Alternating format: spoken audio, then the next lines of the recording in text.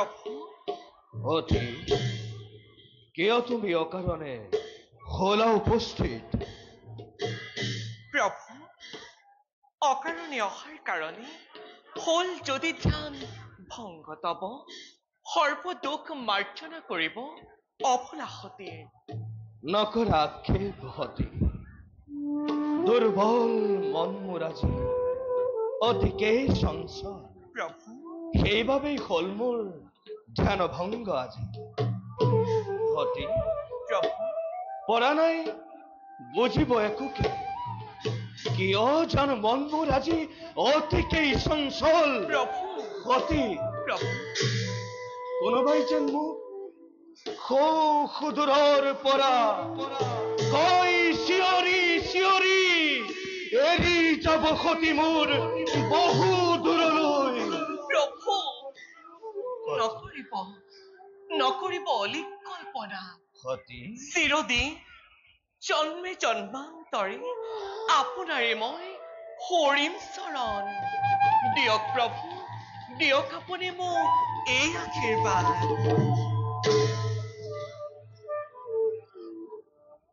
Om Namah Shivaya. Om Namah Shivaya. Shivaya. Shivaya. Shivaya. Om Namah Shivaya. Om Namah Shivaya. Shivaya. Shivaya. Shivaya. Namah Shivaya. Namah Shivaya. Namah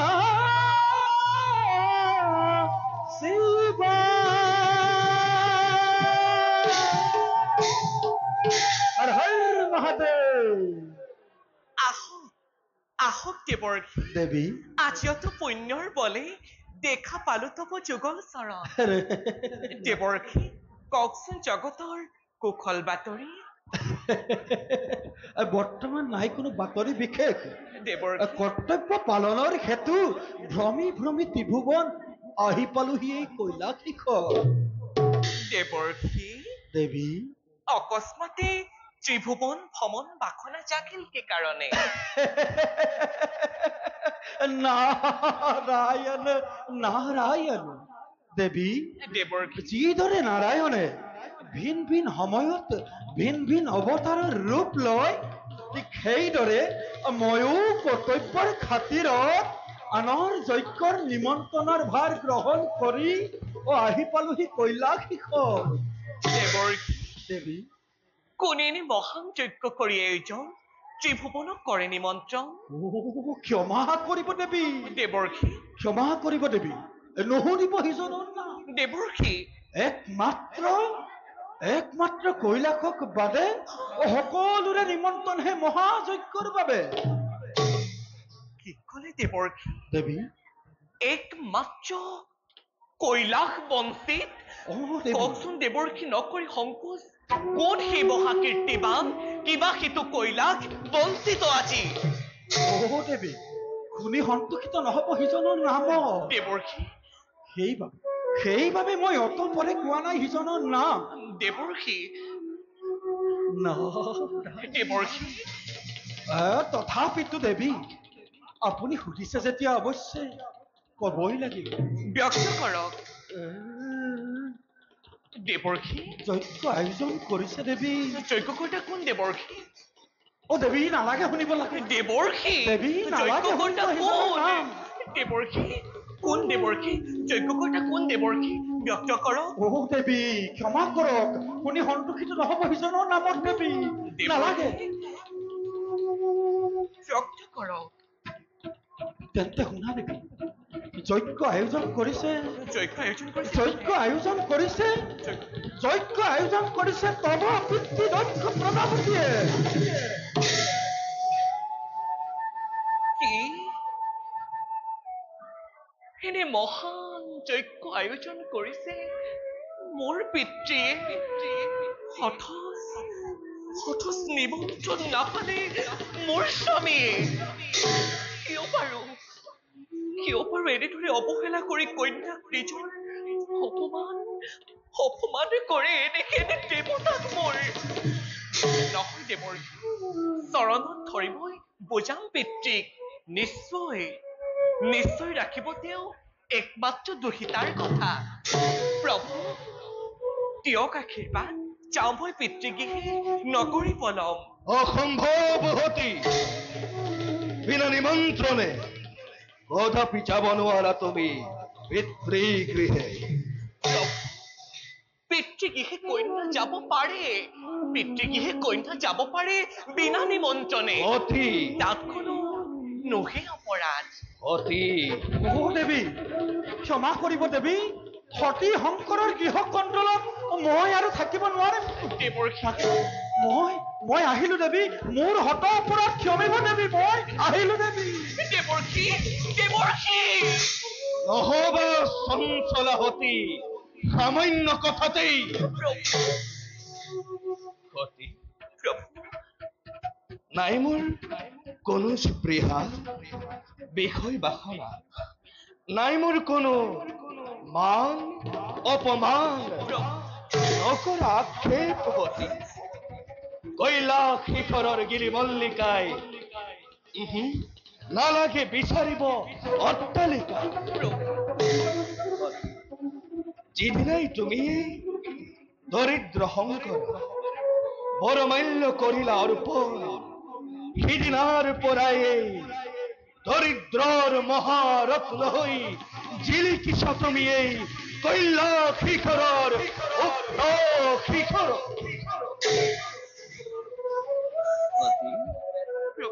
যোৱা যদি তুমি বিনা নিমন্ত্ৰণে পিতৃগৃহে কোনে বাৰু যাচিব সম্ভাষণ তোমাক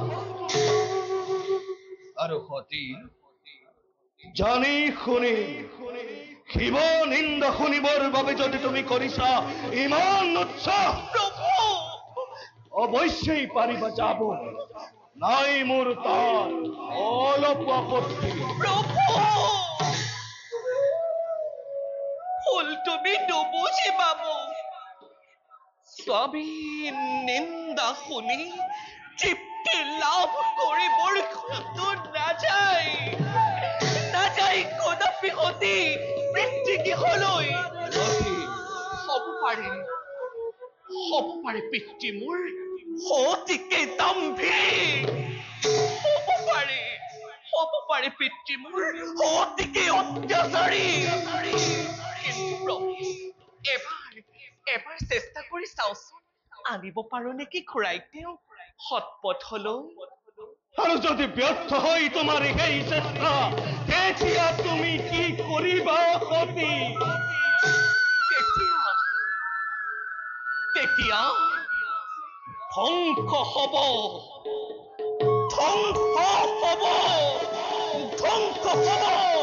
দক্ষপুৰী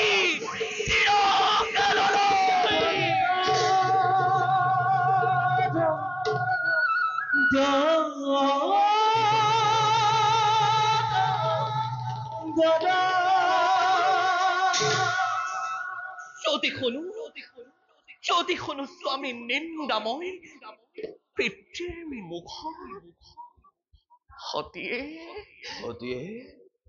সতীয়ে দিব তাত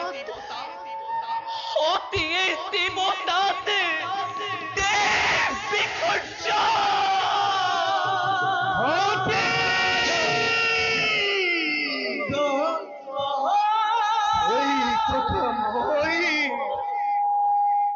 এই কথা মই নকলেও পাৰিছো বুজিব সেইবাবেই তোমাক মই বাৰে বাৰে কৰিছো বাৰণ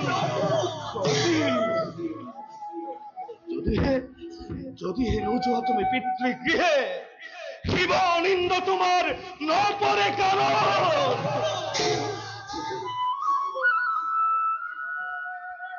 দৰিদ্ৰৰ মহাৰত্ন তুমি প্ৰভু চিৰদিন চিৰদিন থাকা মোৰ বুকুৰ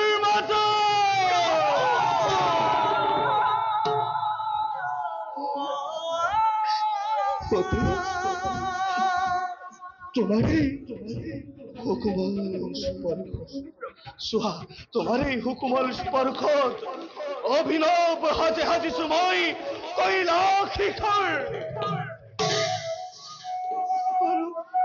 আৰু সতী যদি তুমি মোক এৰি গুচি যোৱা চিৰদিনলৈ তাকনো মাতিম মই সতী সতী বুলি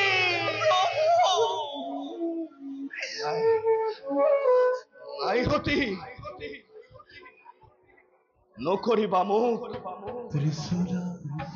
দোলাই প্ৰাৰ্থনা আৰু বাবে নিশ্চয় কৰে যদি হাহাকাৰ ব্ৰহ্মা বিষ্ণু ঐ যদি প্ৰতিদ্বন্দ্বী মোৰ আকৌ প্ৰতিৰোধ কৰি কনক কমল পাহি শিৱৰ বুকুত ৰাখিম যতনে মোৰ যতত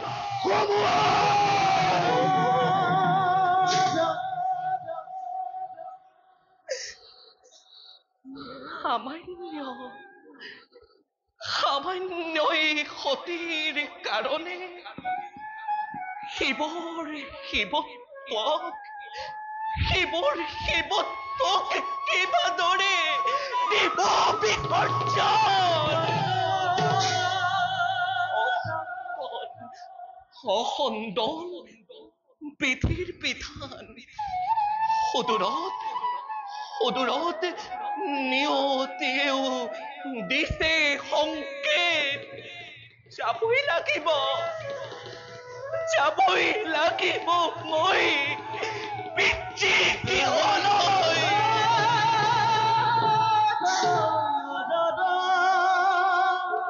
যদি হয় প্ৰয়োজন তোমাৰ অবলা সতী হাঁহি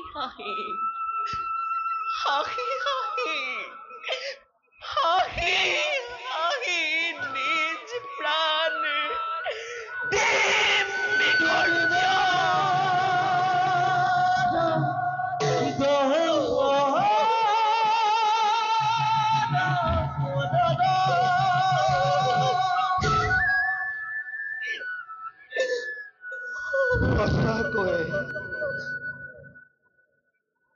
সঁচাকৈয়ে সতী তেন্তে মই কান্দিব লাগিব অতি ফলে ফুলে জাতিষ্কৰ এই কৈলাশ শিখৰ নিমিষতে শ্মশানত হ'ব পৰিণত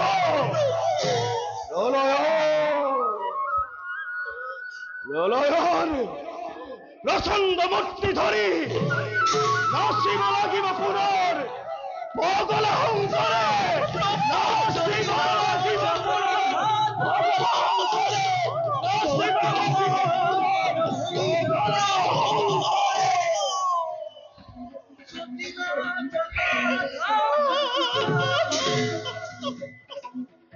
কিন্তু সতী কি যে হব অতি ভয়ঙ্কর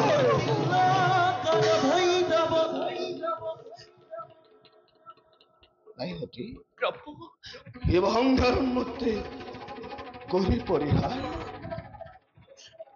সতীকে বুকুত সাবতি পাতিছো মই সোণৰ সংসাৰ আৰু সেইবাবেই সতী তুমি কল্যাণী শিৱানী এটি সাধাৰণ যজ্ঞৰ বাবে কিবা হেতু শিৱৰ সন্মানৰ বাবে দিবা তুমি দেহে বিসর্জন।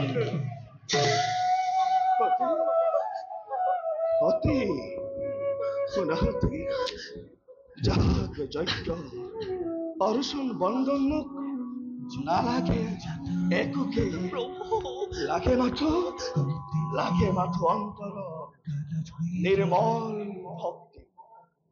সোনাহতি এটি বাণী তোমার প্রতি। তা মান অপমান সকলি দূর করি আসে মাথু একুটি উপায়। শুদ্ধ চিতে শুদ্ধ মনে অন্তৰৰ অভয় পদ ভজো যদি আমি দেৱ নাৰায়ণ, পাপ তাপ মান অপমান সকলোটি দূৰ হব এটি পলকতে। প্ৰভু অতি ডাকি মই শ্ৰীচৰণৰ চিৰদিন জন্মে জন্মান্তৰে আপোনাৰে মই হৰিণ চৰণ হ'ব পাৰে। প্ৰভু হ'ব পাৰে এই দেখা ৰূপান্তৰ মোৰ, তথাপিও আত্মা তোমাতেই লওঁ। অতীন আঁতৰাই দিয়া প্ৰভু, আঁতৰাই দিয়া তুমি মায়াৰ কুঁৱলী। সামান্য গৃহস্থী নোহোৱা তুমি এই বিশাল বিশ্বৰ তুমি নিজে অধিকাৰী। অতীন প্ৰভু বিশাল বিশ্বৰ তুমি নিজে অধিকাৰী। ধন্য ধন্য হতি ধন্য তোমাৰ সতীত্ব, তোমাৰ সতীত্বৰ গুণৰে পোহৰালা আজি দুই চক্ষু মোৰ মোহত আবদ্ধ হই মোহন দহন কৰে। বাৰে বাৰে তোমাকে পিতৃগৃহলৈ যাবলৈ দিছিলো বাধা।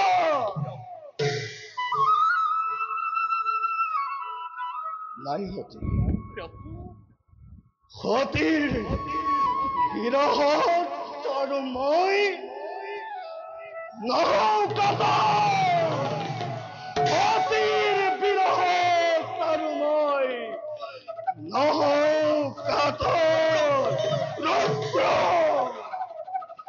ৰুদ্ৰ ৰূপ ধৰিবাৰ পালেহি আমাৰ নন্দী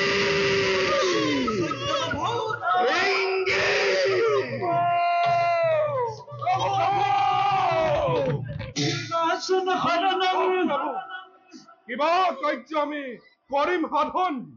অতি যাব পিতৃগৃহে বিশেষ কামত তোমালোকো যাবা সতীৰ লগত। শিৱাজ্ঞা প্ৰভু।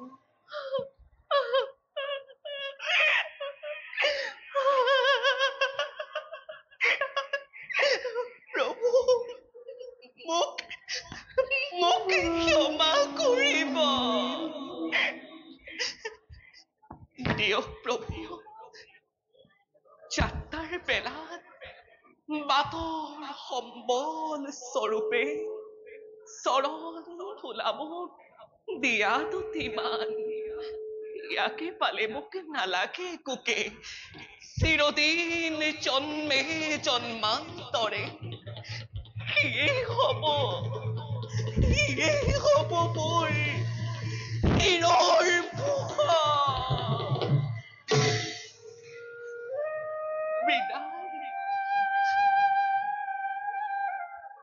বিদায় প্ৰভু,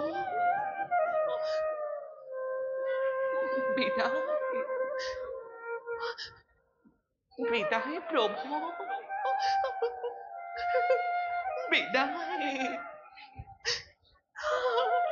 সতী সতী সতী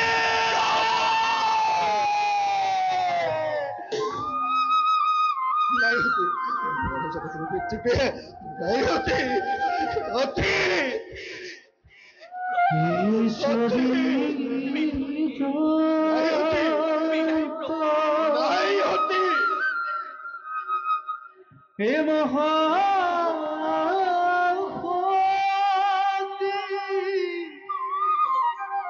পিতৃ রক্তি হত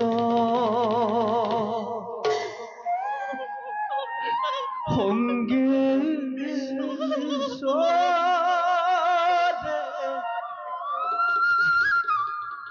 নন্দী ভিখি মনৰ গত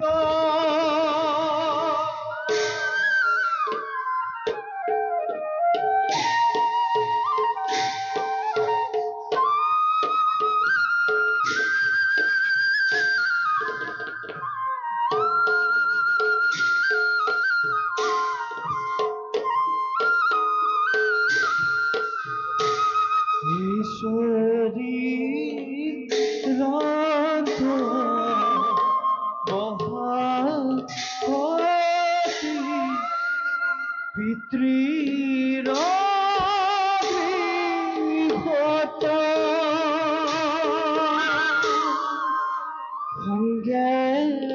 সঙ্গেশ্বৰে নন্দী ভৃগি মনোৰঙ্গত